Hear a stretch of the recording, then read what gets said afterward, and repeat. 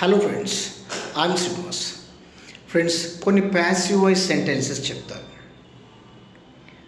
ఆమెను తిడుతున్నారు అని అంటాం. ఆమెను తిడుతున్నారు, అతనికి తినిపిస్తున్నారు, నన్ను కొడుతున్నారు, నన్ను బాధ పెడుతున్నారు, అతనిని హింసిస్తున్నారు. నెక్స్ట్, ఆమెను బాధ పెడుతున్నారు అని చెప్పేటప్పుడు ఇటువంటి సెంటెన్స్ చెప్పాలి. నన్ను కొడుతున్నారు, నన్ను కొడుతున్నారు అని అనాలి. ఎలా చెప్పాలి ఫ్రెండ్స్?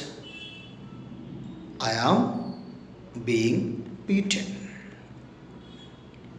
నెక్స్ట్, అతన్ని హింసిస్తున్నారు. He is being harassed.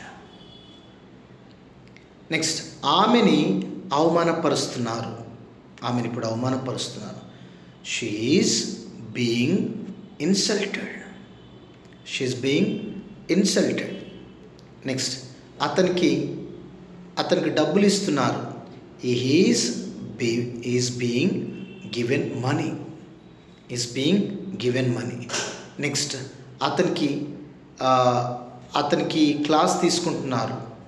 Is being taken the class. Is being taken the class. Next, నాకు ఇస్తున్నారు అంటే ఐఎమ్ బీయింగ్ గివెన్. నన్ను తిడుతున్నారంటే ఐఎమ్ బీయింగ్ స్కోల్డెడ్. నిన్ను తిడుతున్నారంటే యు ఆర్ బీయింగ్ స్కోల్డెడ్. నిన్ను అవమానిస్తున్నారంటే you are being insulted. You are being insulted.